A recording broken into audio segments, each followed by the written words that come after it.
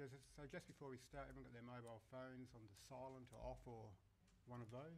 Just before I load everyone else. Right.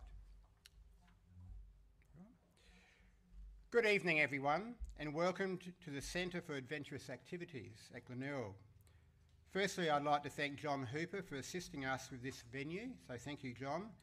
Those that are attending the AGM virtually, a warm welcome also. Over the last couple of years, when I have introduced my President's Report, I have always gone to great length and highlighted the many challenges that we have dealt with during the year. And this year is going to be no different. However, this report also needs to be balanced with all the great things that are happening within our branch to ensure our growth and sustainability. During this presentation tonight, I'm going to use the word sustainable several times, as we must ensure that we remain sustainable so that we can grow into the future. This focus of sustainability is not only for our commercial operations, but it also has to be a focus for our membership as well. Several things have occurred over the last 3 years which have impacted on our ability to remain sustainable and to continually to grow. As an example, 27% increase in our insurance costs, which relate to $137,000 extra we're paying today as opposed to 3 years ago. We've had a reduction in our profits from some of our commercial businesses due to the changing environment they're working within. And there's also been a great need to invest in our businesses to ensure their sustainability into the future. We've also had a 13.5% decrease in youth members over that 3-year period, 43% decrease in adult helpers, and really concerning, a 23% decrease in leaders. We've also had civil litigation costs of $2 million and redress costs of 3.4, which is adding up to $5.4 million. And unfortunately, that's not the end of those costs. In the same time, there's been a significant increase in regulatory costs such as health and safety compliance, child safety, financial governance, and increase in overall governance, which have all required increased costs in staffing, IT systems and processes.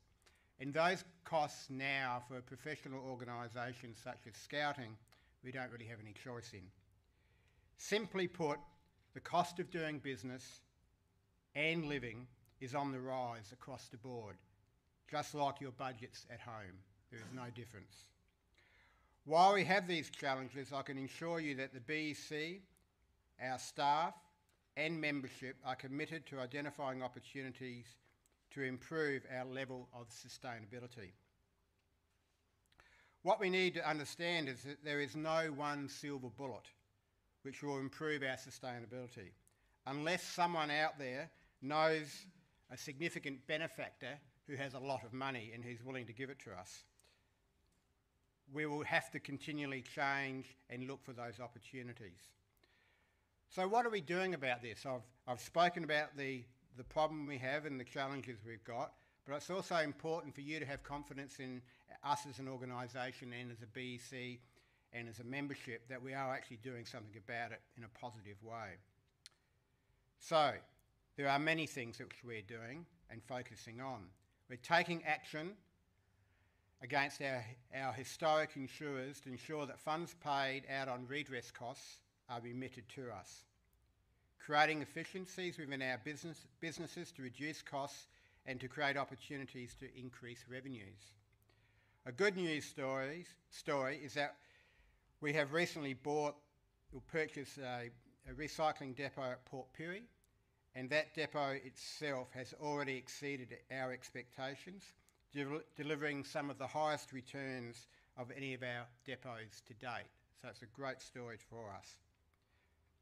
A membership strategy has been developed by the Chief Commissioner with a focus on increasing the number of leaders and adult helpers, which is critical to increasing our recruitment and retention. I obviously know that the increase in our membership fees has not been seen by many as a positive outcome. However, to be honest, it is critical to us to remain sustainable, and we still have the lowest membership fees in the nation, and these fees are a hell of a lot lower than the local soccer club. Significant reduction in funds provided to adventurous activities with a focus on moving to more sustainable budgeting. We've sold a number of scouting properties, including our head office on Glen Osmond Road, and we're currently upgrading the Runka facilities to support greater use by our youth and to create opportunities to increase revenue. And a key action has been the development and implementation of several key strategies that we know will improve our position. We have to be united towards this balance of sustainability. Critical to the implementation of these strategies is to ensuring that we have the appropriate support resources to ensure that these strategies are all implemented within a timely manner. At times, historically, I believe that some decisions have been made without the appropriate level of consultation, which has caused angst to certain groups and individuals. As a collective, we must strive to ensure communication is improved and an appropriate level of consultation is at the core of future decision making. In reviewing these decisions, it's become obvious that some have been made without a true understanding of the full impact on the branch. So to improve this position, the BEC recently approved several principles of decision making to guide the decision maker.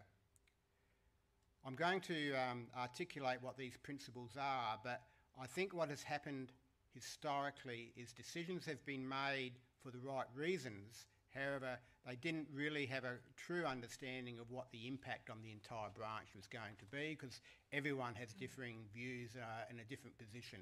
So what we've tried to do here is to create some principles that if you are making a decision, it doesn't matter if you're a volunteer or if you're part of the staff on branch or wherever your position fits in the organisation, is that you can reflect your decision through these principles. So the first principle which I'm going to refer to is everything we do needs to support and grow the delivery of the Scout Youth Program to the youth of Scouts South Australia. All formations should be encouraged and supported to grow both in membership and to be financially sustainable. The word formation may be new to some, but what I'm really referring to there is it might be a group, it might be an adventurous activity group, it might be a small part of the organisation which provides funds or receives funding or just provides a particular service to the branch itself. So it's quite broad, but it really impacts on everyone within the organisation.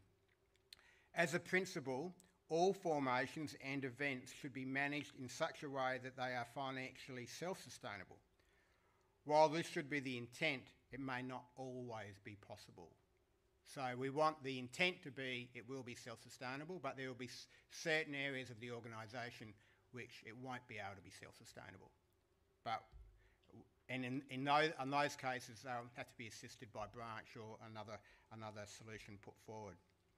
All branch policies should be initiated through a lens of supporting and growing formations.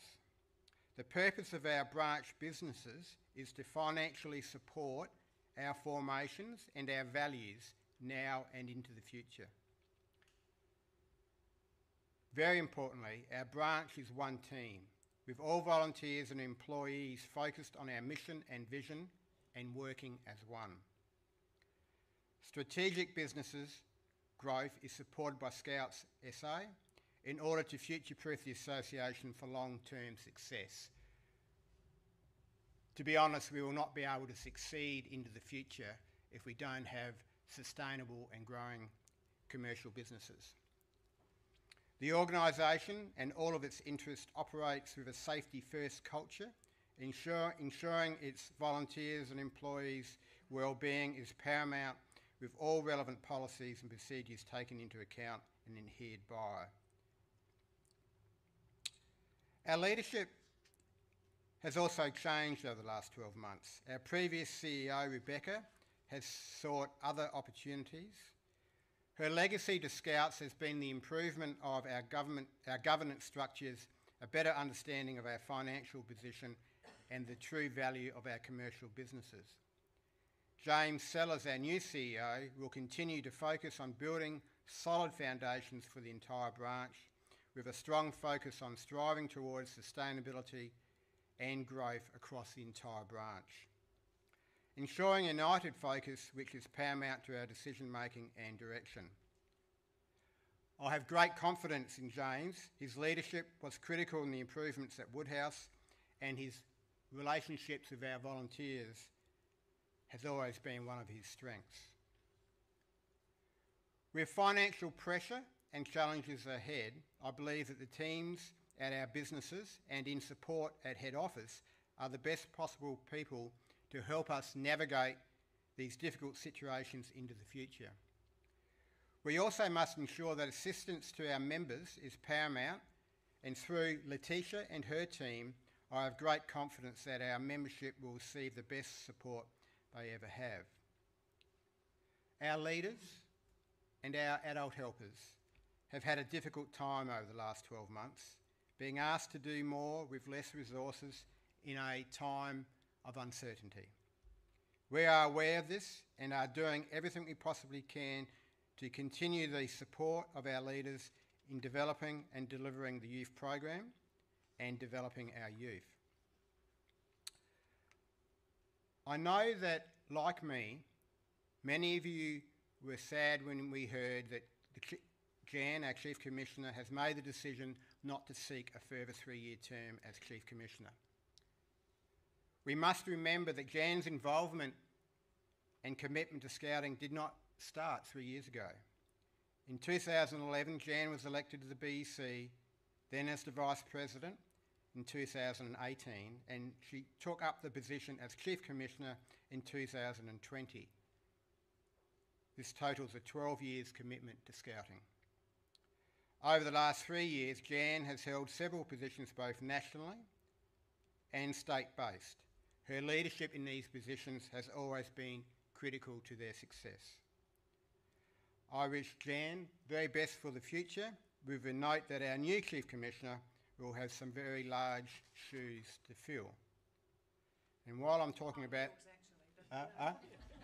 High heels. And while I'm talking about a new Chief Commissioner, if you want a challenge, an opportunity to work with some great people, and wish to have a significant and positive impact on the organisation, please consider nominating for the position of Chief Commissioner. In conclusion, yes, we still have difficult challenges into the future. To remain that sustainable branch and to grow. The positive is we have the appropriate leadership and structures to take these positive opportunities together to create that positive change that we are all seeking. I would now like to ask Jan to come forward, who will introduce 2 presentations which are to occur, and which I'm sure make some reflection on her time as being the Chief Commissioner. Thank you very much for your time.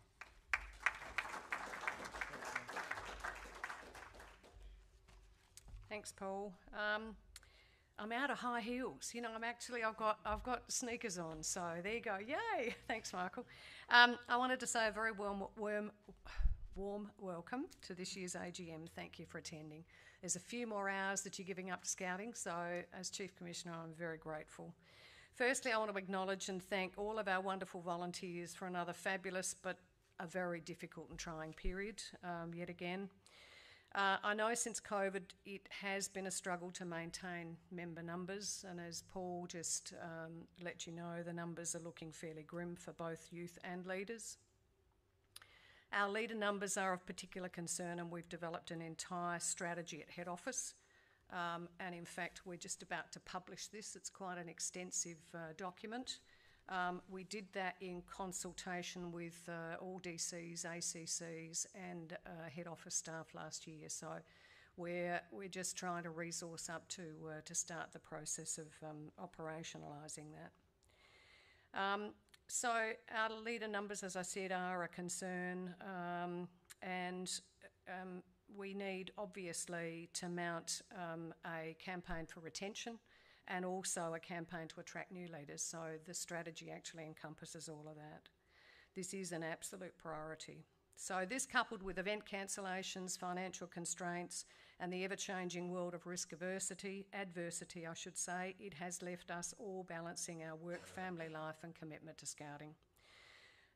Volunteering is down across the world by 30%, according to the United Nations address recently at the National Volunteering Australia Conference in Canberra that I attended a couple of weeks ago. So we're down about 23% in terms of leader numbers, so we're a little bit under the average, but we've got to take that very seriously. This will add considerable challenges to us as we are so heavily reliant on volunteers to operate a successful youth program. So again, I want to thank everybody who has weathered the storm and continues to serve Scouting in our state. Thank you very, very much. I'd also like to commend my Deputy Greg, thanks Greg, and all the Assistant Chief Commissioners on Chiefs Council, John, Simon, Chris Ind, Marlene, Josh and Cheryl, for their unwavering support of the role of Chief Commissioner and me personally. They're an amazing group of people, and I sincerely thank them for making my time as Chief Commissioner worthwhile and fulfilling, and yes, even at times fun. So I also wanted to acknowledge Letitia Bannister and Mandy and the whole team of membership services. They have got such a big job ahead of them, but I know that they're up for it. As a branch, we continue to strengthen our child protection processes and are working hard towards net zero operations. This has been received as a difficult endeavour by volunteers, but this work now will see a very bright future for Scouting. Our vision remains to be youth-led and adult-supported in all aspects of our organisation.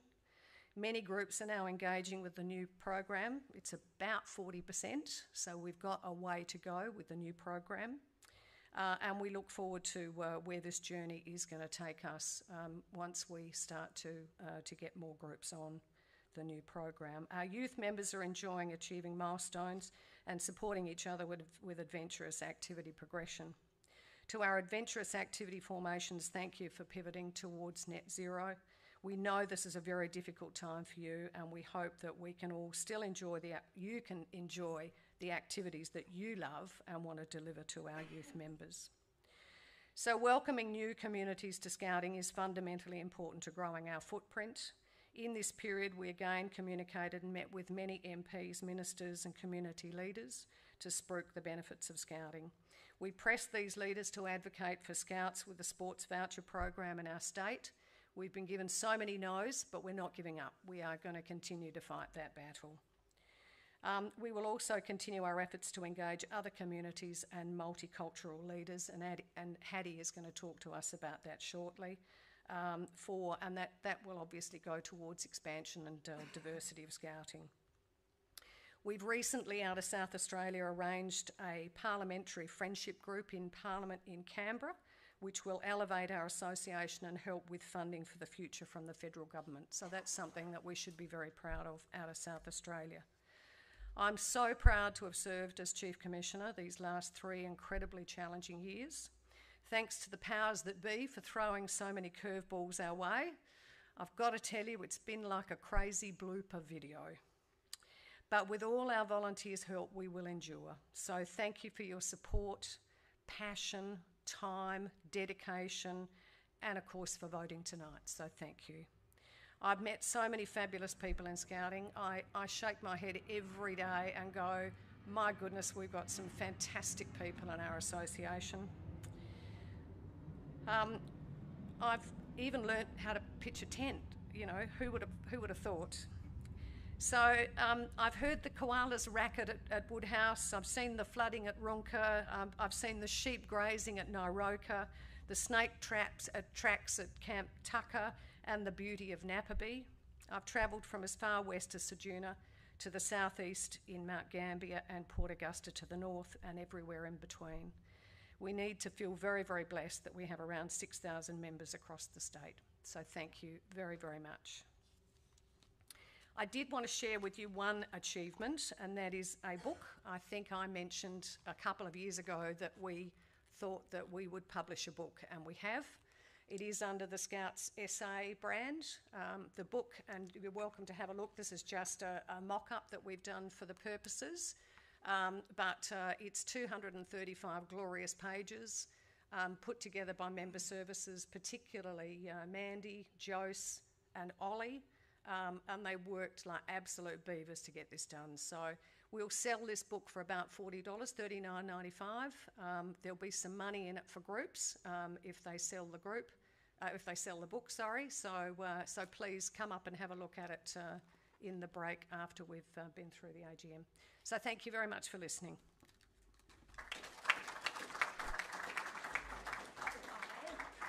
I am going to introduce a few people. Firstly, I'd love to ask to the stage Maisie McGilvray. Maisie is awesome, aside from anything else. Please come up. Maisie was one of 2 South Australian recipients of a grant from the Pip and Dick Smith Adventure Funding, and we've asked her to come along tonight and have a chat to us about the process of doing that. She hasn't done her adventure yet. I'm probably stealing her thunder, but she can certainly tell you that. And then after that, I'll ask Hattie to come to the stage. So thank you. Thanks a lot. Good evening, everyone. I'm Maisie McGillivray. I'm a first schooler chaos venturer, and I'm here tonight to talk about the Leadership Through Adventure Fund, which I was honoured to be a recipient of. Scouting is all about adventures. AJ 2019 and Snow Venture are 2 of the biggest adventures that I've experienced through scouting. And so for my Scout Adventurous journey, for my Australian Scout Award, I chose to do kayaking, partly because I enjoy kayaking and partly because everyone did hiking for theirs, so I wanted to do something different and exciting and challenging. And now I've had the opportunity to go even bigger and create my own amazing adventure with the chance to do the overland track in Tasmania, hiking from Cradle Mountain to Lake St. Clair. Around August last year, my Scout leader talked to me about the Leadership Through Adventure Fund. He had already been looking into doing a bigger hiking trip, but when the fund was suggested for my adventurous journey, I loved the idea. It opened up to me the possibilities that there were and made it seem more like something that could actually happen. For the Dick and Pip Smith grant. Running through the initial costings of my journey came to approximately $13,000, making the individual cost for participants in a walking group of 13 people about $1,000, which is definitely on the more expensive side of things. I was applying for a grant of 50% of the total costings to mitigate the price for participants. I remember when we got the results back from the fund. We were on Encounter and running an activity site there. I shared the news late at night with a couple of close friends and then with my Scout leader, and they were all as excited as I was. We whispered, "We're going to do the overland track in Tasmania." Since then, we've been getting the ball rolling in terms of planning. We've put down a deposit with Parks Tasmania to walk the track, as well as a deposit for the flight home. We've paid the overland train and the Spirit of Tasmania in full. And yes, that's 3 modes of transport in one journey, not even including any cars or buses to catch between them, as well as the hiking itself. If we're doing this adventure, we're doing this adventure. I've started sending out monthly journey updates to my awesome participants. And that's another cool thing about this experience. I'm so looking forward to spending a bit over a week with amazing people that I've met along my scouting journey. From my unit, from Easter Venture, from Snow Venture and Encounter. People I know very well and others who I know a bit less. One thing's for sure is that it's a great bunch of people. One of my friends doesn't think that adventures are something that you can really plan. But I think planning and looking forward to adventures is half of the experience itself. And so I'm looking forward to hiking the overland track in October this year. Scouts has opened a world of adventures and experiences to me, and has helped to develop my self-confidence. And the Dick and Pip Smith Leadership Through Adventure Fund has made this amazing challenge and dream more achievable. Thank you.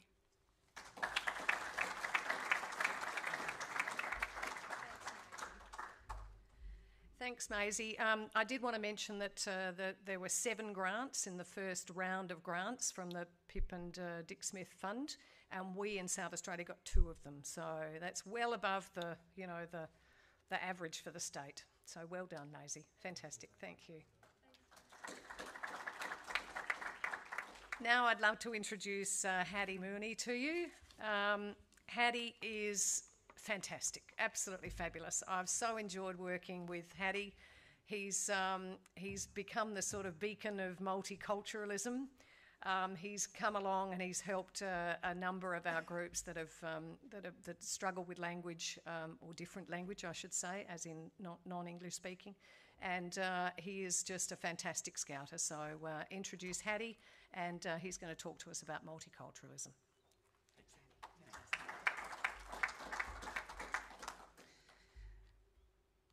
Good evening, everyone.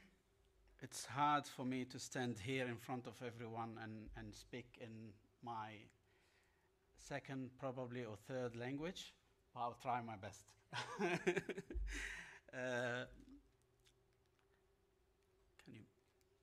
All right. I've got presentation up there, PowerPoint presentation, but let's start with welcome everyone, Scout SA President, Vice President, BEC members and Scout SA Chief Commissioners, Deputy Chief Commissioners, Assistant Chief Commissioners, Branch Commissioners and their assistant, Project and District Commissioners, Group Leaders, Rover Crew leaders and committee chairs, my scouting brothers and sisters, the wonderful volunteer leaders. Good evening, everyone.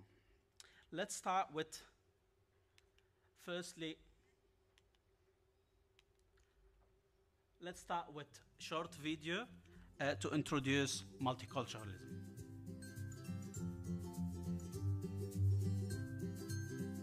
Multiculturalism. 피할 수 있는 것이 아닙니다. Abba es ist etwas.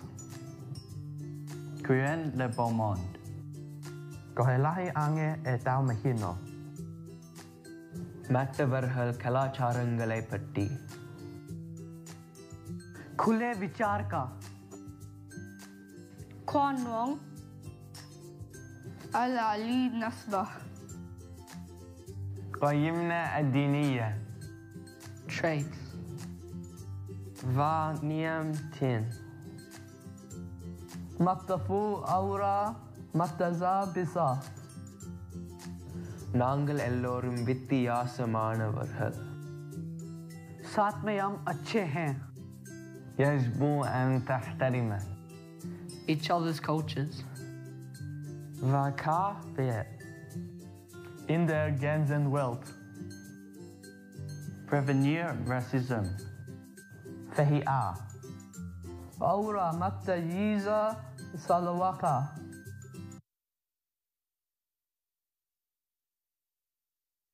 As you can see, it's very simple.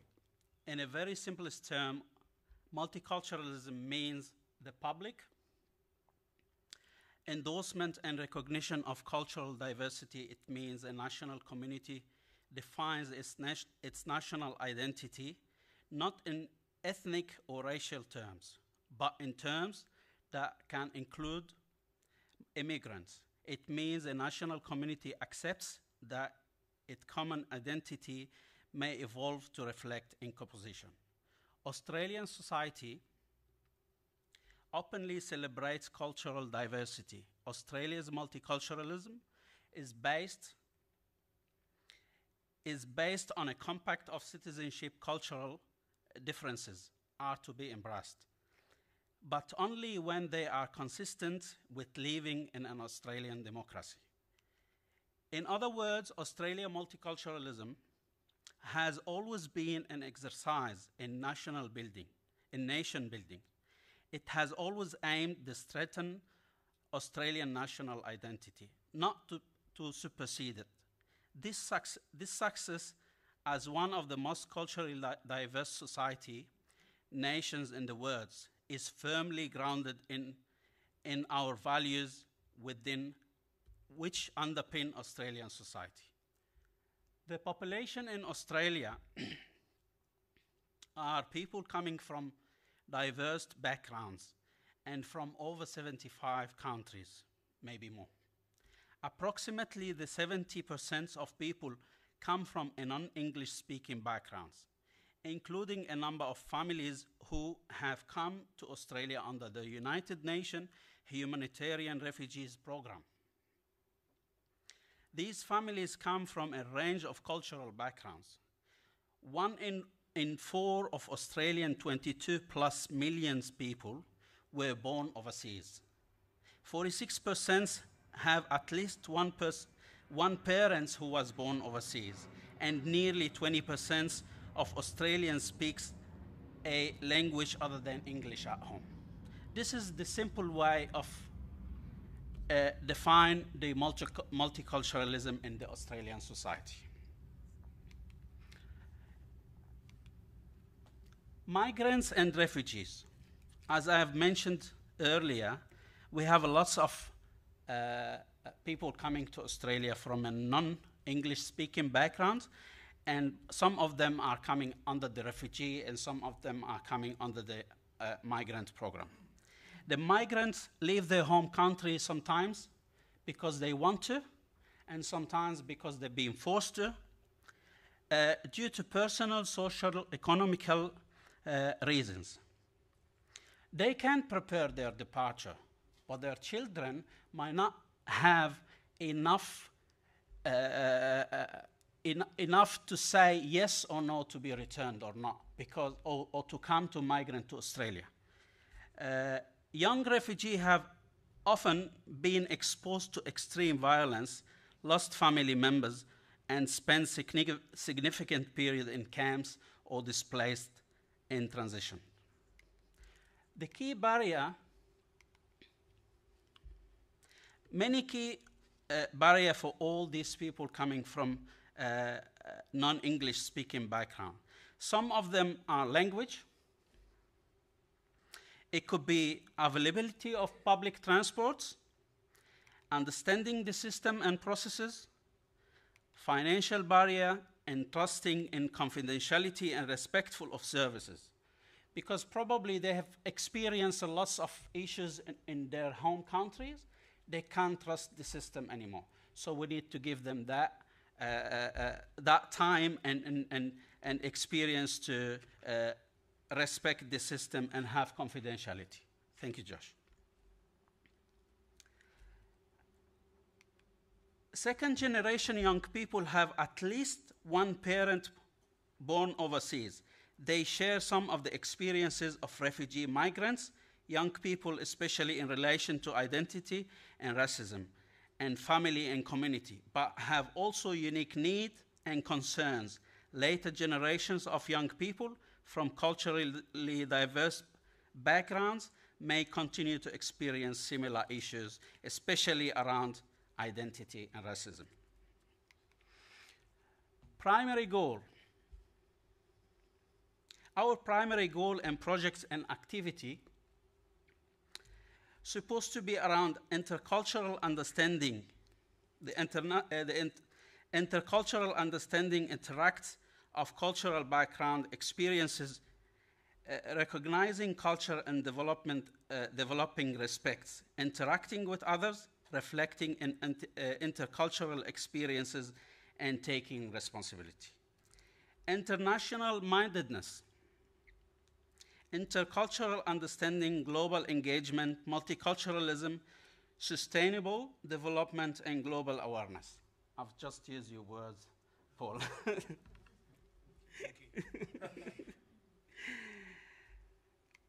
In global citizenship, elements of intercultural understanding and international mindedness plus competencies needed to realize a just, peaceful, tolerant, inclusive, secure, and sustainable world. So these are our primary goals of projects and activities to be included these principles. My opinion, of course. Our program in Scouting, in general, the program identify racism are often addressed in our program. For example, programs that seek to address racism by promoting positive image of minority young people also provide a form of positive identity, development of expression, similarly awards and promotion of multicultural young people leadership encourage diversity and provide valuable role models. We would like to always ask ourselves, are we in Scouting and the community, are we fully equipped and have the capacity to engage the multicultural community yet? Are we ready to open the door to the wider community? What happens when participation in our activity is constructed as multicultural? What activity are appropriate for a multicultural community? What food is allowed in a multicultural activity, community and activity? So many what questions in mind.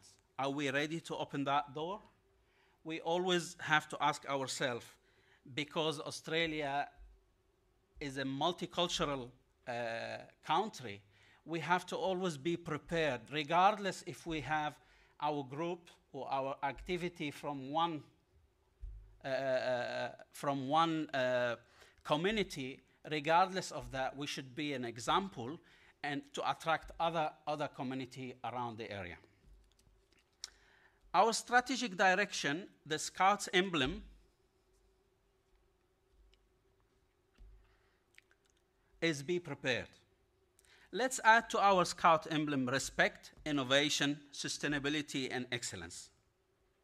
These values underpin all what we can do to our membership well-being. To build a respectful and supportive relationship, accept responsibility, work in collaboration with others, reinforcing the trust and tolerance, and living by the Scout promise and law. Our leadership improvement plans. And I know Jan mentioned about that before. Because Scouting is a volunteer organization, non-political and non-religious educational movement for young people, open to all without distinction of origin, race, in accordance with the purpose, principles, and method. Our mission of Scouting is to contribute to the education of young people through a value system based on the Scout promise and law, to help build a better world where people are self-fulfilled as individuals and play a constructive role in society, including strengthen youth intercultural understanding and awareness of the United Nations Sustainable Development Goals, and consider our aspiration including be a successful person with transferable skills, who thinks and act in innovative ways as a global citizen. Interaction with other community. In an environment like Scouts, which has a global diverse vision, we could be the great place to build intercultural understanding, international mindedness, and the concept of global citizenship. As volunteer leaders in Scouting, we are the guardians of the future. We are committed to harassing the potential of young people as the future leader in our world diverse community by sharing ideas and experiences and share common community-minded goals that contribute to making a better world.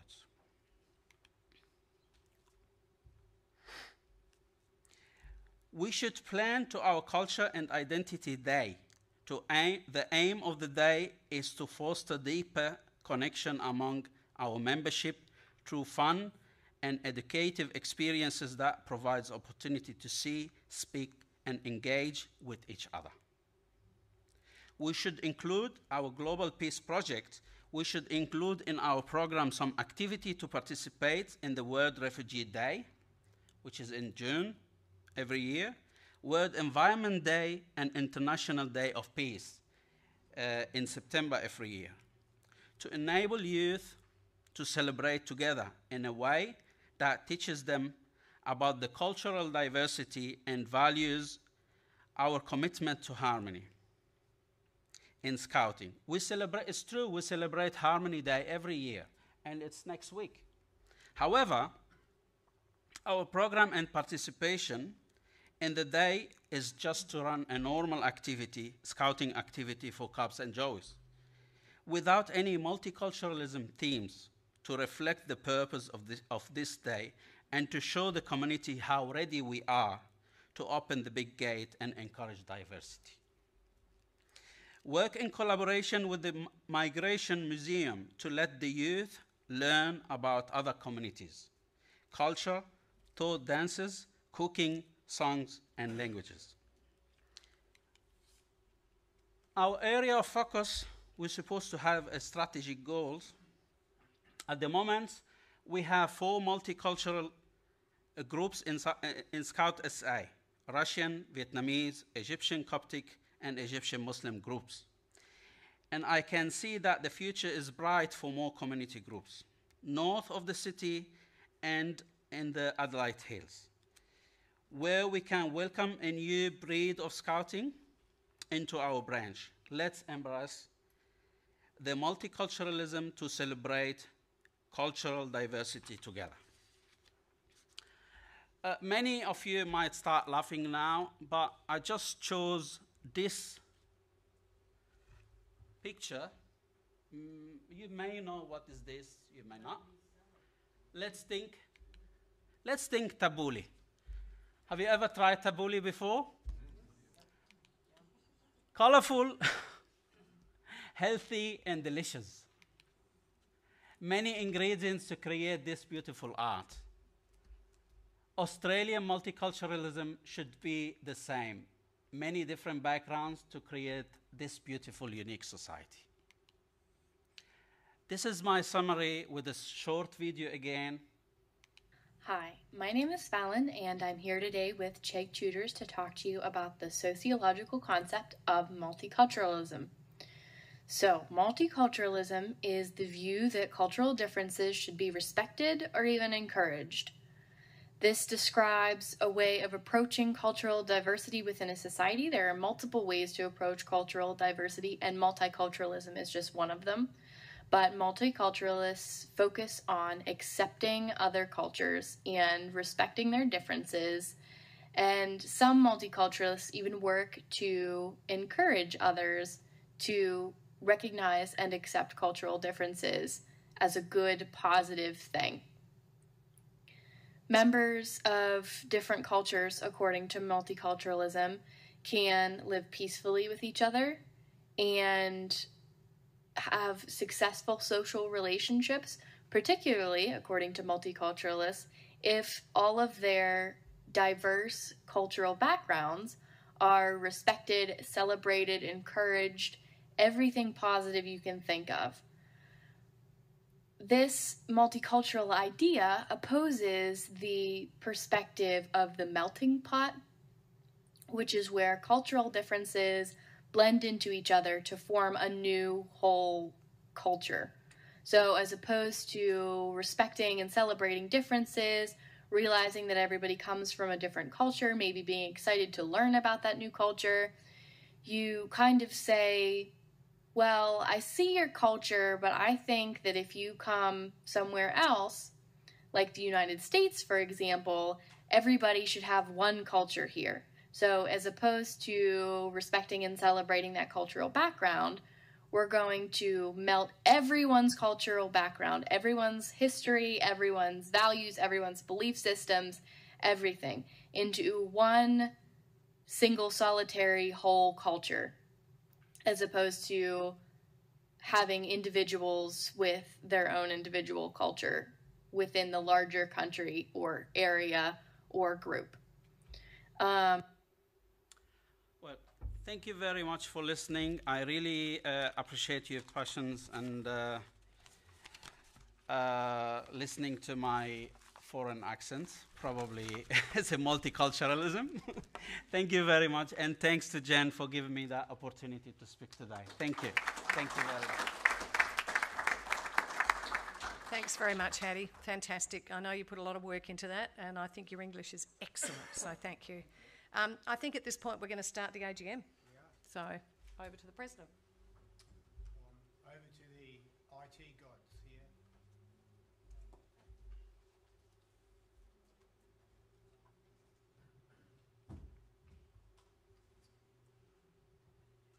Talk amongst yourselves.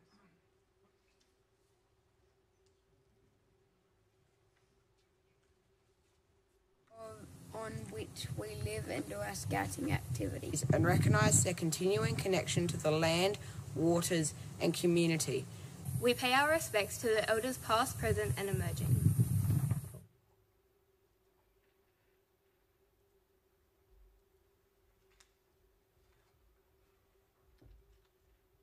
Thank you, ladies and gentlemen. Is that working?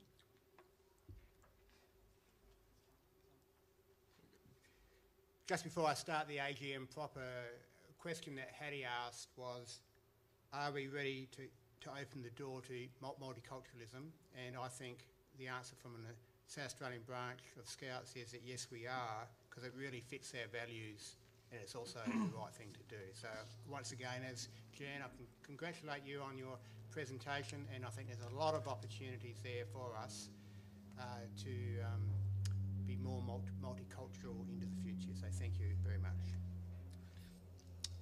Thank you, ladies and gentlemen. I wish to declare the Scouts Australia SA Branch AGM open and welcome members present and in person and online to this important meeting, including members of the BEC, Catherine Affleck, Janice Bates, Langdon Blight, Simon Gray, Sue Hill and Matt Warren, Mr Jamie Dreco, the Managing Director of Nexia Edwards, Marshall, the Chief Commissioner of SA Branch, Jan Turnbull, the Deputy Chief Commissioner, SA Branch, Greg Warnes, Chief Executive Officer, SA Branch, James Sellers, Assistant Chief Commissioners, John Hooper, Josh Smart, Simon Frederick and Marlene Hazy, Commissioners, Group Leaders, Committee Chairs, Life... And Cheryl. Sorry, Cheryl Brady, should have been in there. She's just put her hand up. Life members, inductees, Ray Jackson, Roy Stevens and Brenton Wittenbury, and Kerry Williamson, Chief Financial Officer, Steve Hassel, I've never seen Steve. Online now. He's online, and Head of Development and Head Office staff. I would now like to ask that those voting members who are watching the stream to indicate their presence through the registration form. There's a link at the bottom of the video and a QR code on your screen now, apparently. If you've got a problem with this, I suggest you go and find your child who will be able to do it for you. I wish to acknowledge the following apologies, which are listed on the slide.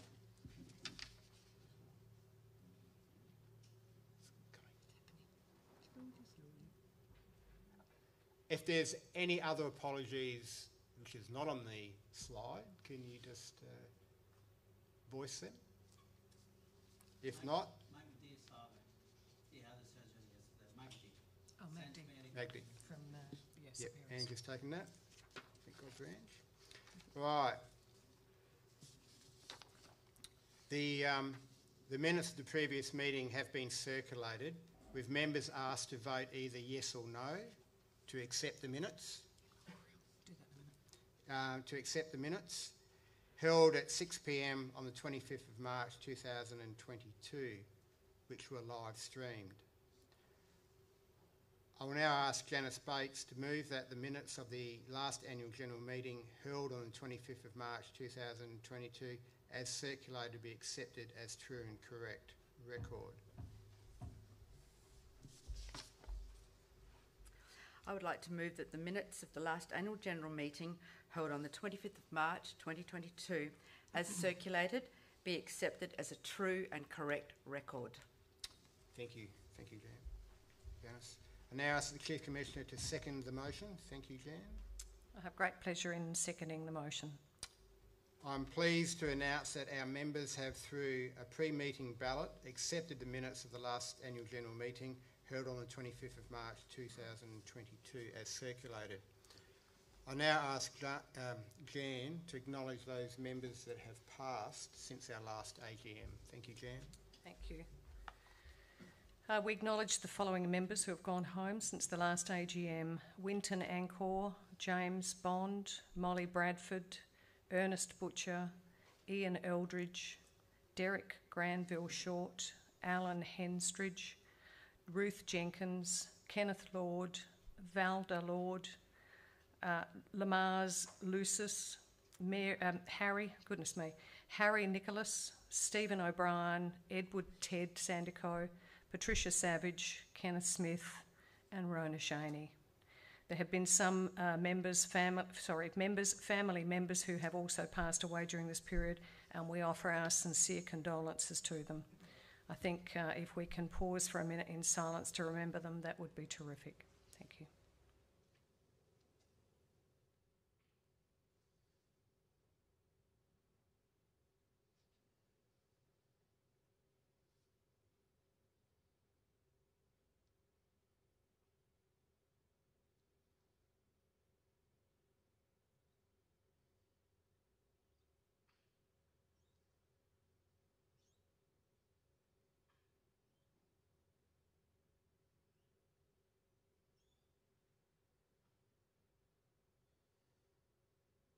Thank you.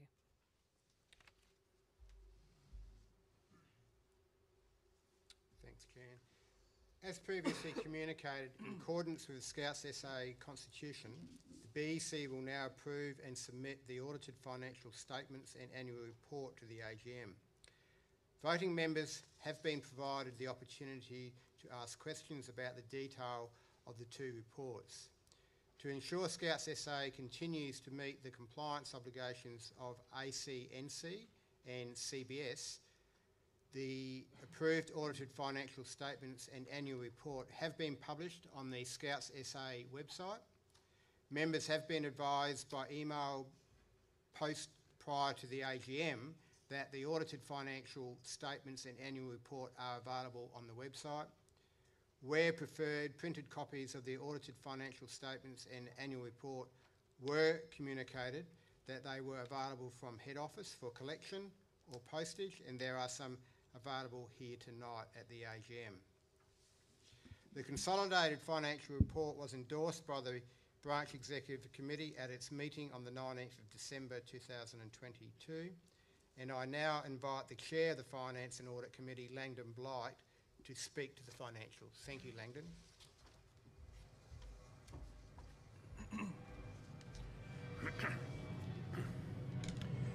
President, Chief Commissioner, committee members and members of the South Australian branch of Scouts Australia. My name is Langdon Blight and I have been chair of the branch's Finance and Audit Committee since March 2020.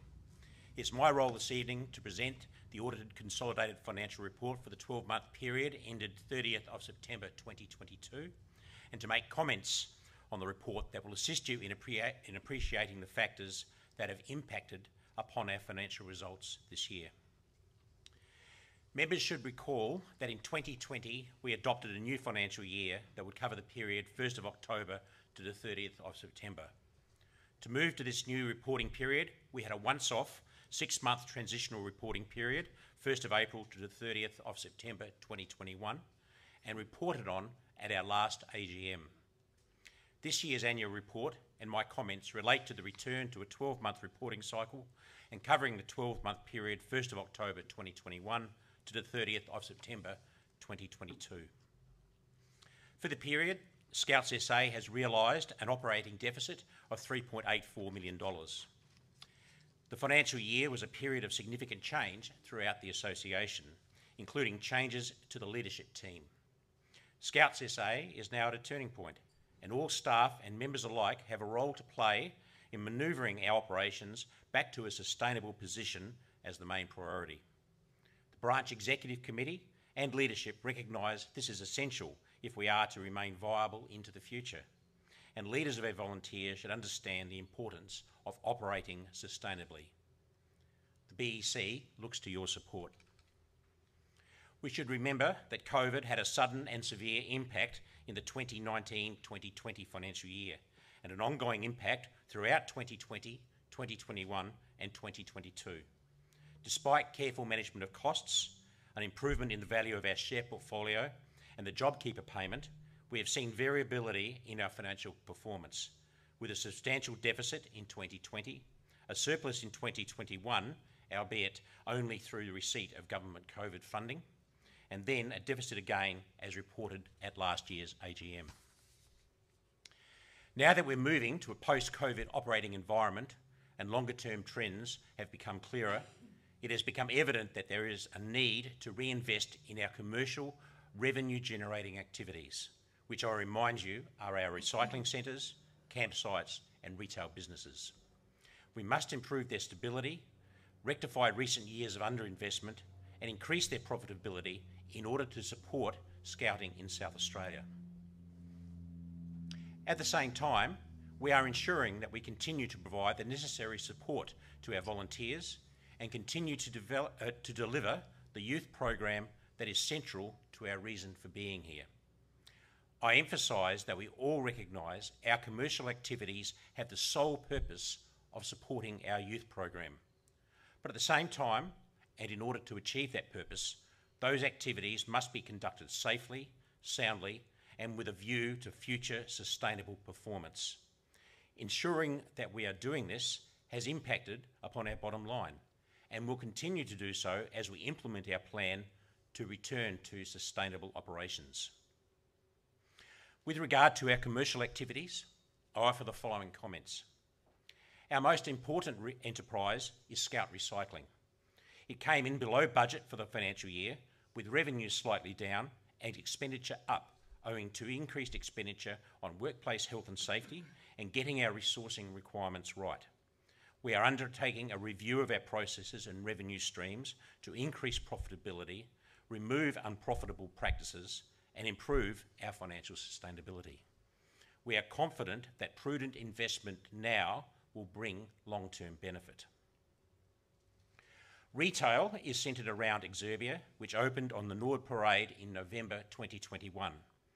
As part of the focus on sustainable operations, the decision has been made to close Annapurna on Rundle Street and focus on the promising results being realised from Exerbia. We will continue to closely monitor performance in an extremely competitive market. Our camps and adventure parks returned $360,000 in net profit to the branch. We continue to invest in improvements at these sites, which contribute both to revenue to Scouts SA and provide direct support in delivering our youth program. It is important to also acknowledge our financial obligations to the survivors of historic child sexual abuse. We continue to meet these through payments from our branch contingency fund, which is maintained through revenue from the sale of property. Our strategy continues to be one of ensuring our commercial activities continue and improve, with careful management of expenses and investing in improvements where they will bring long-term benefit both to our commercial operations and to Scouting in this state. I want to conclude by again making the point that Scouts SA is at a turning point. Our past strategy of relying upon our commercial activity to support the delivery of our youth program remains viable in the long term, but requires substantial rework and reinvestment. The Branch Executive Committee and our leadership team recognise the challenges and are addressing them, but it will bring short-term pressures that will weigh on all of us.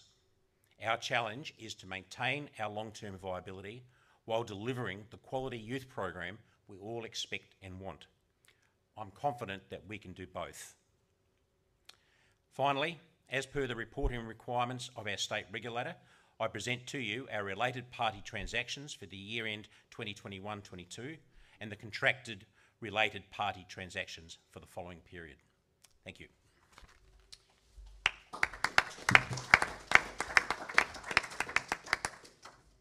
Thank you, Langdon, and I'm reasonably confident that our financials at the next AGM will be far better than the financials of this AGM, and that is because we've got a great team with some great ideas to improve that financial sustainability.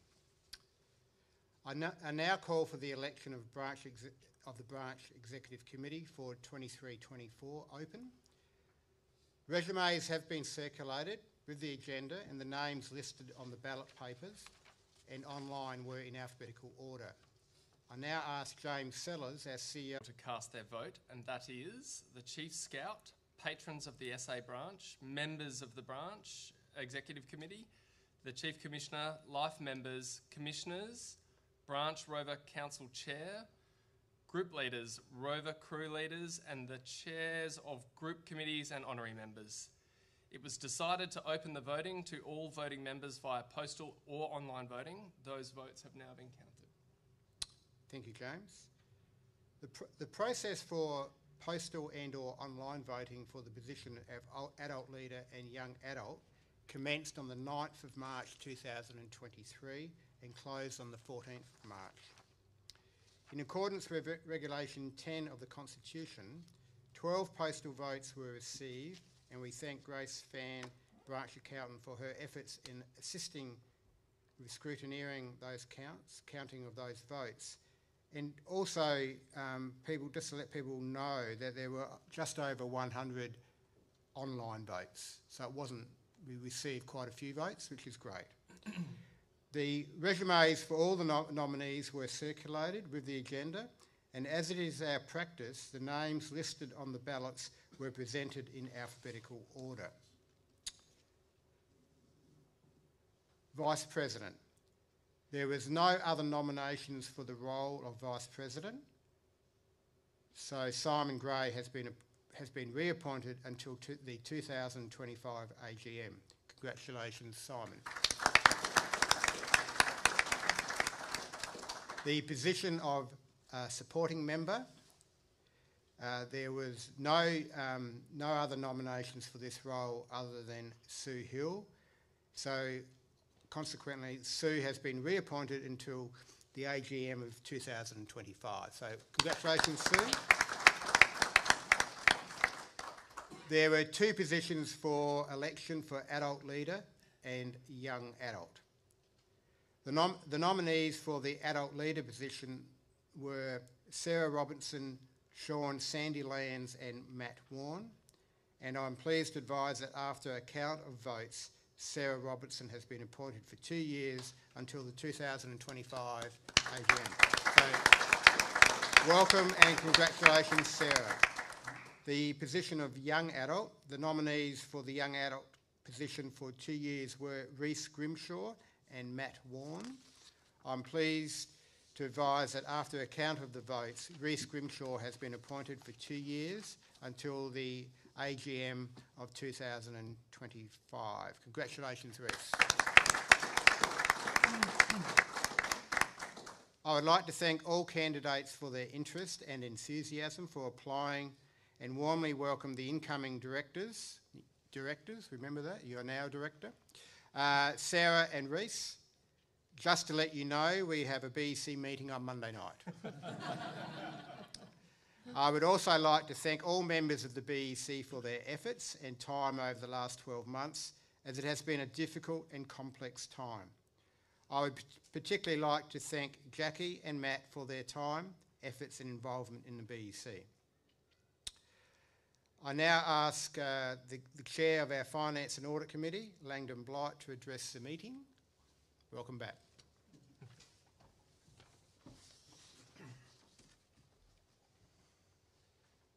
Scouts SA's current auditors are Nexia Edwards Marshall, who were first appointed at the 2020 AGM. The Finance and Audit Committee and the BEC have reviewed the service provided by Nexia and have endorsed Nexia as the external auditor for the 2022-23 financial year. I'd like to move that, to make the recommendation to accept the appointment of Nexia until the 2024 AGM. Sorry, Jan. And I'd like to second that motion as well. Thank you. Thank you, Jan. I'm pleased to announce that after a pre-meeting ballot, the audit firm Nexia Edwards Marshall has been appointed by branch voting members as the association's auditors until the 2024 AGM. Jan, do you want to talk about the honorary membership? Of course I can.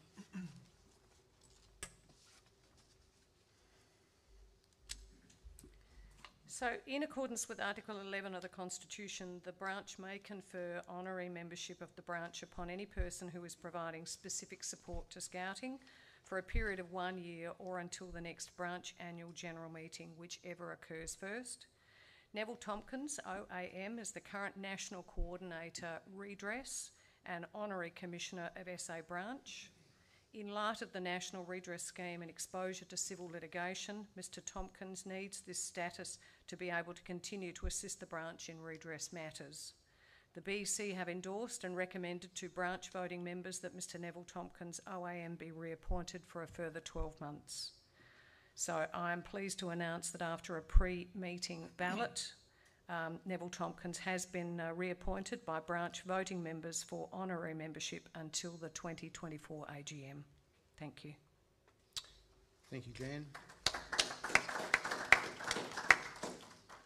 So I now invite the Chair of the Human Endeavour Recognition Committee, Mr Greg Warnes, to move the awarding of life membership to persons that fulfil the branch requirements. Thank you, Greg. Thanks, Paul. The branch may confer membership of the branch for life upon any person who has given distinguished service to the movement in South Australia, must have given a minimum of 25 years total service in any role, adult leader or adult member, committee member or other supporter. This year, I am pleased to recommend on behalf of the committee the following 4 candidates. Brenton Wittenbury, Assistant District Commissioner, Adelaide Foothills District, Branch Leader, Woodhouse Resources Team and Membership Officer, Event Support Team. Raymond Jackson, Cub Scout Leader, Wallaroo Scout Group. Roy Stevens, Adventurous Activity Leader, Paddling Team, Warden Runka. Assistant Leader Trainer, Leader Training Team, and Guide, Kayaking and Canoeing Paddling Teams. And Paul Lester, Branch Leader Runka, Adventurous Activity Leader Bushwalking Team, Adventurous Activity Leader Paddling Team, Warden and Webmaster Runka, Guide, Kayaking and Canoeing Paddling Team, Guide, Bushwalking Team. Thank you. Thanks, Greg. I now invite Chief Commissioner to second the nominations and the Chief Commissioner. And I think before we do that, applause for those 4 people. I definitely have great pleasure in seconding that motion, so well done, everybody. And I'm pleased to announce that after a pre-meeting ballot, all 4 candidates have been appointed life members by the branch voting members, and we congratulate them for their service to Scouting. So thank you once again. James, are you able to talk about, this is your life for each of those 4 members? Yeah. And somewhere here we'll present the certificates. It's a bit of an honour to be able to talk about these people, but certainly for the first one, because he was certainly part of my journey at Woodhouse. So firstly, Brenton Wittenbury.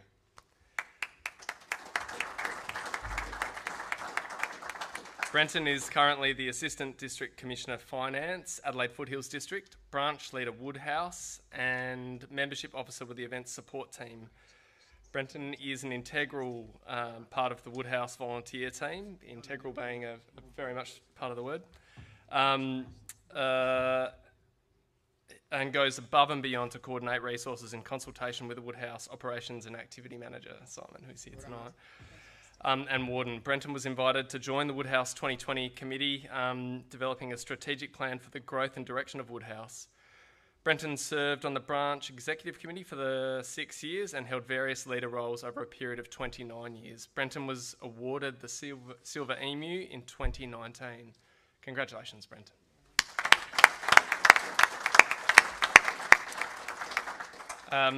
Next, bit of a legend as well, Ray Jackson. Humble as well. Ray has given over 41 years of service to Scouting. Ray is currently a Cub Scout leader with the Wallaroo Scout Group and has served our branch primarily in the Scout section, additional to holding the group leader position for over 8 years. Ray has attended numerous major branch and national events, including 5 Australian Jamborees in varied roles. Of particular note was Ray's successful endeavours to have all youth members in his rural district fundraise to enable Jamboree attendance. Going above and beyond his leader role, Ray's contribution is vital to the district, assisting in district events, fundraising and stepping up to work with other groups close by.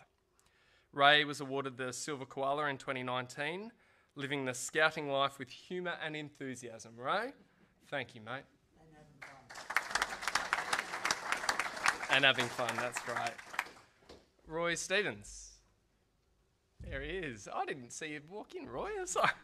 Glad to see him as well. Roy's given over 34 years of service to Scouting, currently holding the roles of Adventurous Activity Leader Paddling Team, Guide, Kayak and Canoe, Leader Trainer, Leader Training Team and Warden at Runka.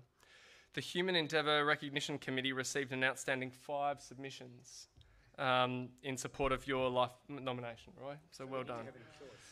That's right, very much 5.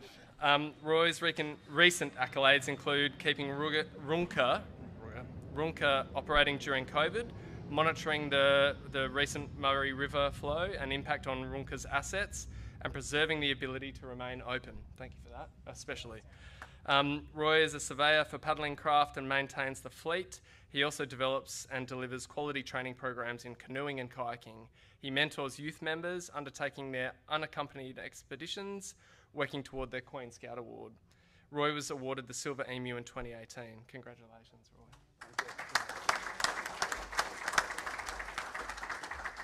And Paul Lester is not here, that's right.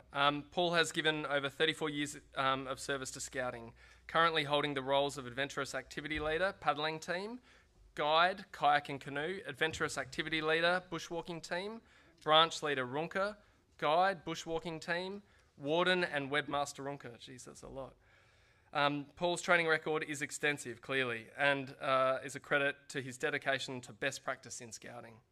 Volunteering with the Venturer section, Paul's vast experience sees him a well-respected mentor to both youth and adult members. His passion and energy are infectious, and his ability to work with anyone and everyone is an admirable quality. I can attest to that. Paul was awarded the Silver Emu in 2020. Congratulations, Paul, and a clap, please. Thank you very much. Thank you, James.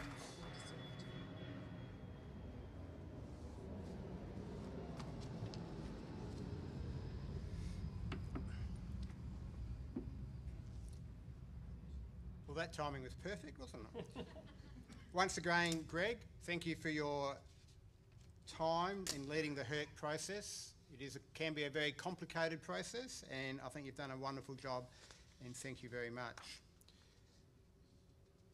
This brings the AGM to a close, and these events become more and more complicated as we move forward.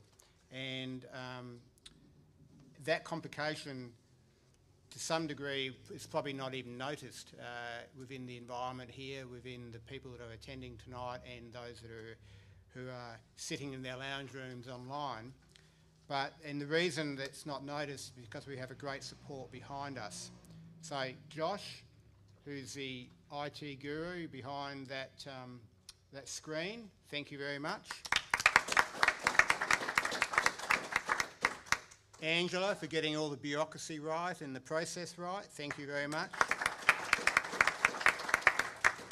James and Jan for your involvement tonight. The two fantastic speakers we had, great. And to you for being involved, and I hope to see you, I'm sure, if not before, but at the next AGM. So thank you very much, everyone. That's it.